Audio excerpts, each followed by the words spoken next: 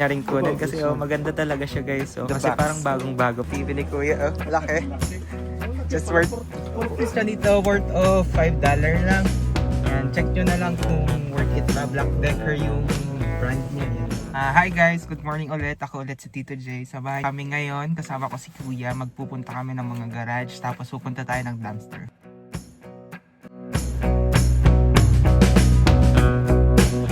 Hey guys, nandito na kami. Andun yung garage sale sa labas. Labas na sila kuya. Tara, tingnan natin.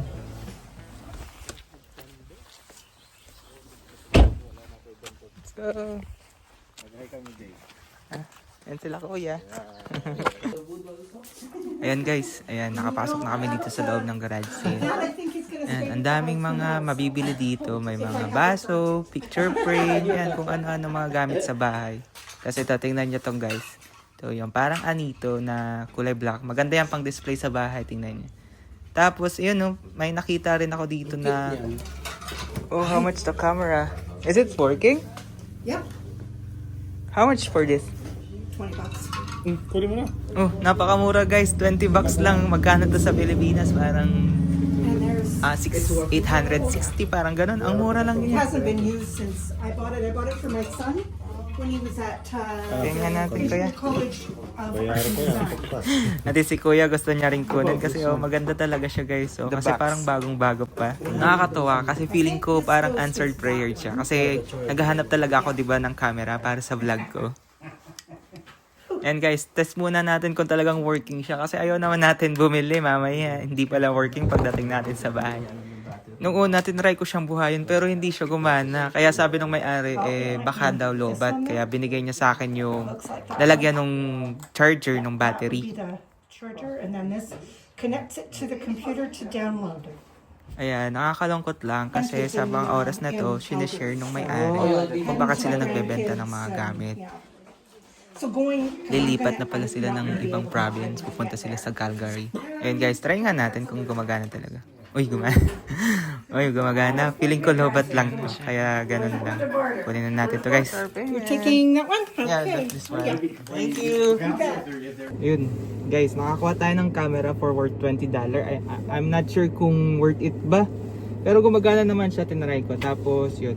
Samahan niyo ulit kami, may panibagong garage sale na naman pupuntahan kami.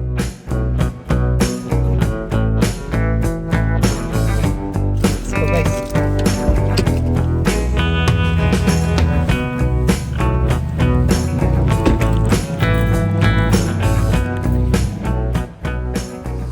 Ayan guys, so andito na tayo.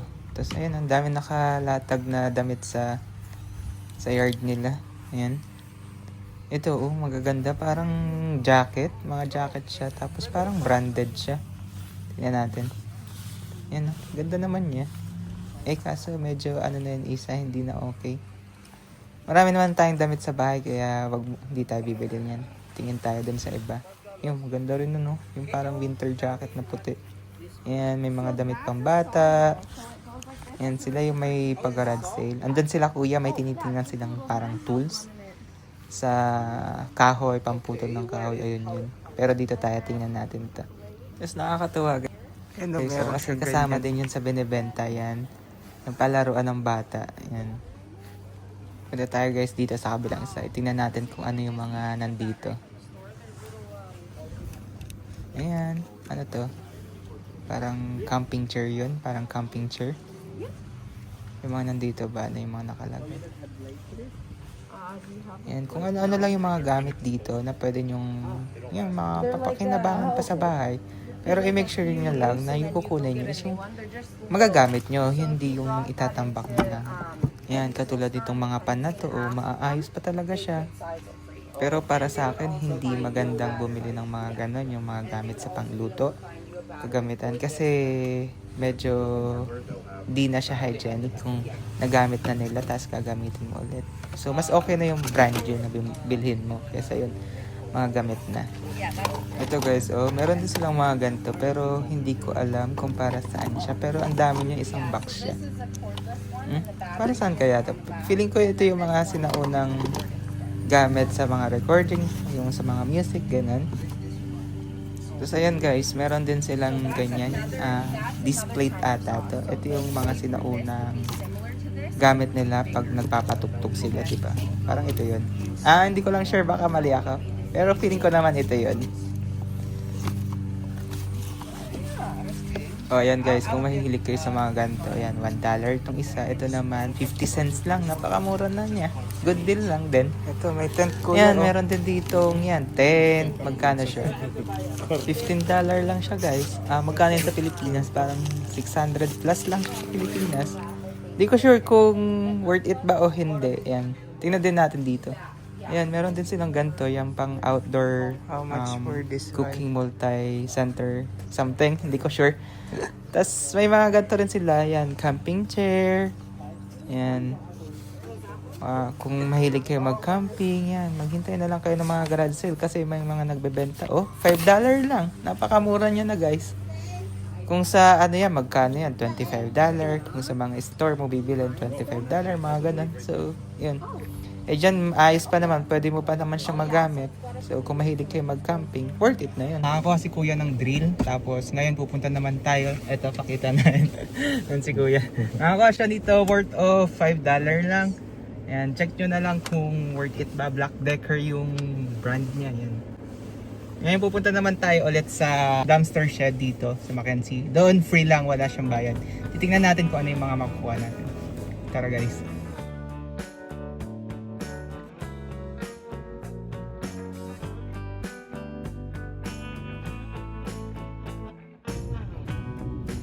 And guys, malapit na kami sa dumpster shed dito sa Mackenzie. Doon mga libre lang. Tinatapon nila doon yung mga gamit hindi nila pinababayaran.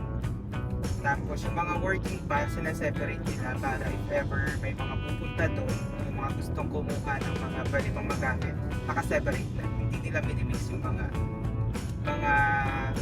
hindi na pwedeng gamitin. Tapos yung mga working pa na electronics like microwave, may marami doon makukuha for free.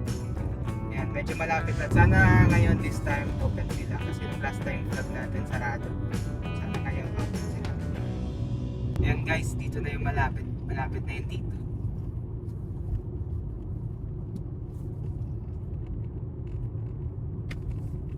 Ayan, open kaya?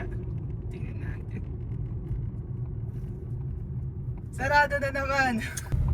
Tingnan na nga natin yung schedule. Ikot na lang tayo. Sarado pala rin guys. Since sarado yung dumpster shed doon, nag-search kami, meron pang isang garage sale. Doon tayo papunta ngayon. Puntahan naman natin yun ngayon.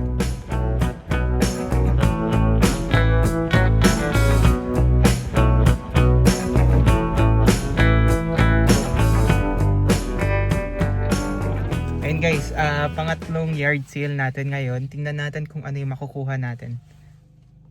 Ayan siya guys.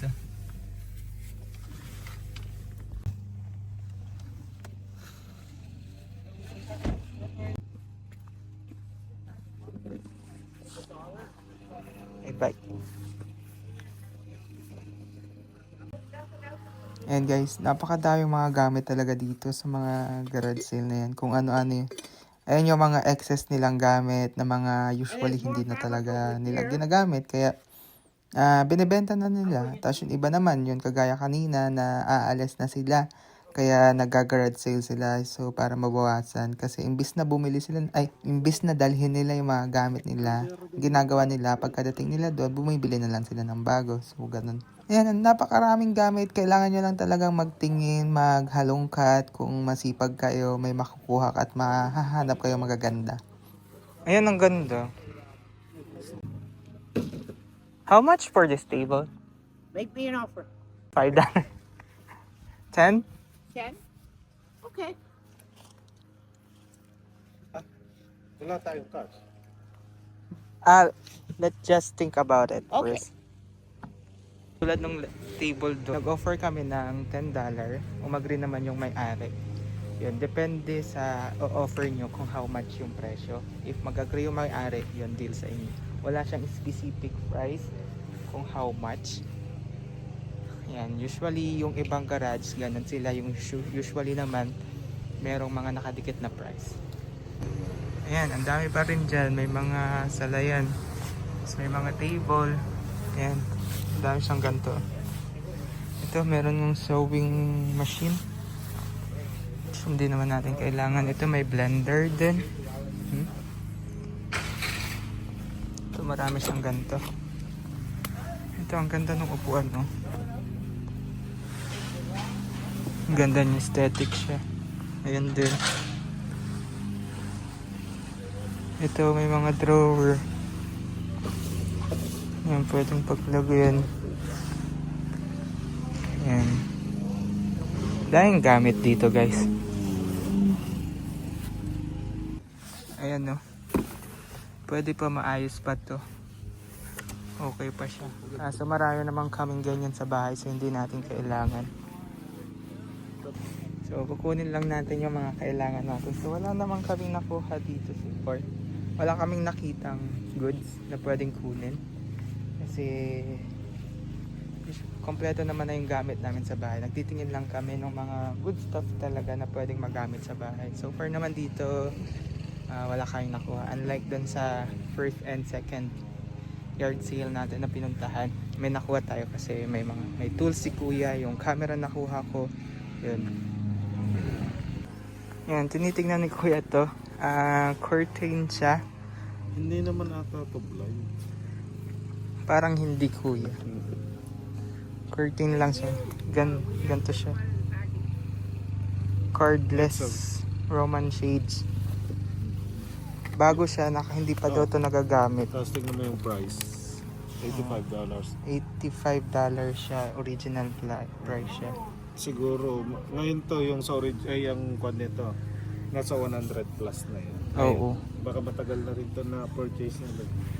Pero yan, pag mga ganyan, pwede kayo mag-offer dun sa may-ari na kung magkano yung offer nyo, how much nyo i-offer. Kasi wala... ito hindi nila kailangan. Yan, mga yan. Yan guys, wala kaming nakuha. Kasi... Thank you! Bye-bye! Yan guys, wala kaming nakuha. Yun. Yan, tara guys, uwi na tayo. Yan guys, ngayon pupunta naman natin yung biniling TV ni Kuya. Worth, magkano yun Kuya? 30 worth $30 lang. Tapos 32 inches na siya. Ayan, puntahan natin. Saan yun to kapag summer talaga, yung mga tao na babawas sila ng mga gamit. It's either niya yard sale nila or pinupost nila sa marketplace. Tapos may mga good stuff talaga na makikita ka doon. Kailangan mo lang talaga magtingin-tingin. As a Filipino na mga masisinop sa gamit, good thing yun sa atin. Kaso mahirap kasi hindi naman tayo pwede magtambak kasi ng gamit kasi temporary foreign worker lang tayo, hindi tayo dito mag-stay. Mas okay kung dito na tayo nakatira, may bahay tayo dito. Pero kung wala naman, kunin lang natin, wag din tayo masyadong maging kahamal.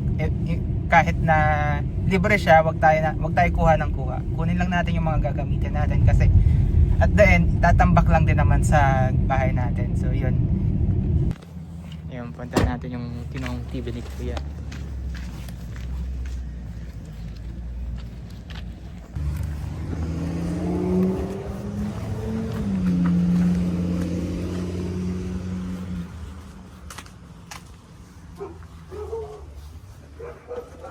Paid mo na yun, Kuya? Yan ako na TV ni Kuya. Oh, laki. Laki. Just worth 40 siguro to. Ay, worth 32. Oh, yan. Worth $30 lang siya. So, good deal na. May So, HDMI ka. ayan, meron HDMI dito, Kuya. Oo. Di ba? Good deal. Ayan, ganyan lang. Good deal. Panalo si Kuya dyan. Yun, unexpected. Yung papunta kaming pipick upin yung TV. Meron na naman kaming nakitang another garage sale dito na malapit lang doon sa pinagpick upan namin ng TV. Ayan. So, titingnan ulit natin. Tingnan natin kung ano yung makukuha natin. Tapos, tingnan nyo na rin kung ano yung mga nagustuhan nyo na maganda ba. Let's go guys. Labas tayo guys. Fourth yard sale for today. Hi!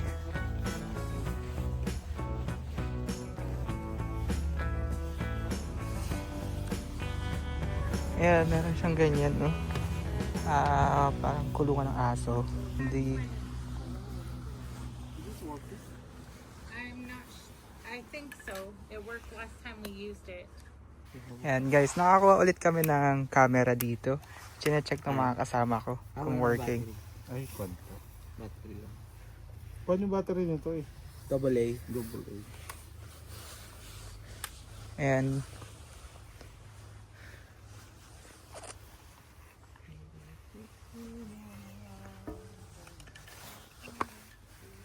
this one is for $1.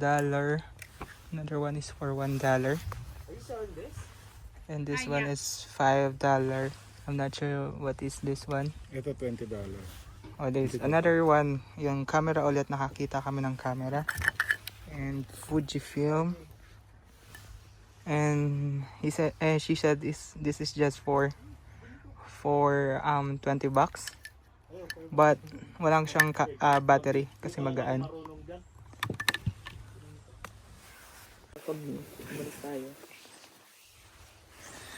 And ito guys, oh, tingnan nyo, medyo okay siya. It's $2.50. Ayan, sabi 250 daw to. Ano ba siya? May oven. Para siyang portable, pwede mo siyang dalhin sa mga outdoor ganyan. Natatanggal siya. It's 250. Medyo pricey siya kasi it's look brand new naman siya. Nasa box pa siya, parang hindi siya gaano nagagamit. Ayan, meron ganito. Para rampahan ng aso. Is this for cat? Yes, it's Ah. for dogs and the cat. Mm. Thank you. So may mga gandang painting din. Ito guys, so mga vintage painting. Worth $5 lang siya, oh. Ganda niya. May maintenance Ito rin. I think these two worth $5.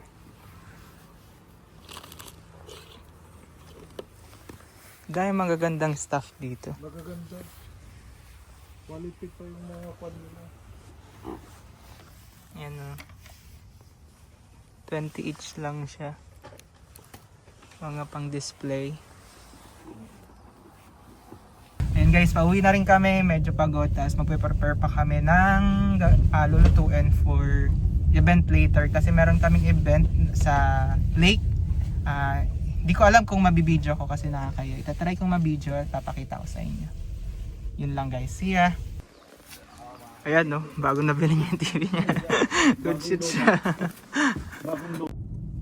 And guys, papunta kami dun sa Morphe Lake. Meron kaming event ngayon ng mga Filipino community dito sa town namin na potluck. Every summer talaga nagsiset kami ng time namin para maghapag-banding. Tapos papakita ko sa inyo kung paano yung celebration namin dito. Kahit wala naman, basta ma-celebrate lang namin yung araw, ma-enjoy namin yung araw, tapos makapag-banding na rin. Hindi ganong kalakihan yung community namin. Ayan. Napunta na kami doon, na-prepare na namin yung mga gamit. Nasa likod na yung food. Nagbiglang luto kami after namin pumunta sa mga garage sale. Ayan, mag-spray.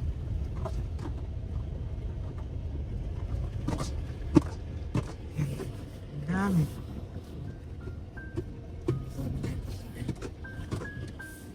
Sigawan muna natin.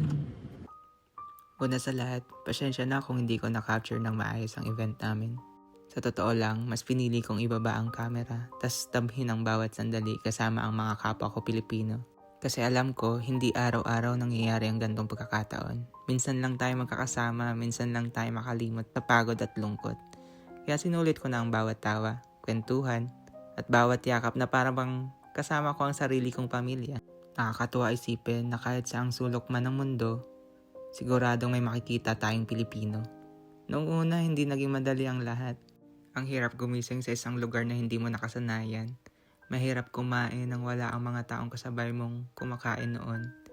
Mahirap umuwi sa isang kwarto na tahimik, habang ang mga mahal mo sa buhay ay libu-libong kilometro ang layo.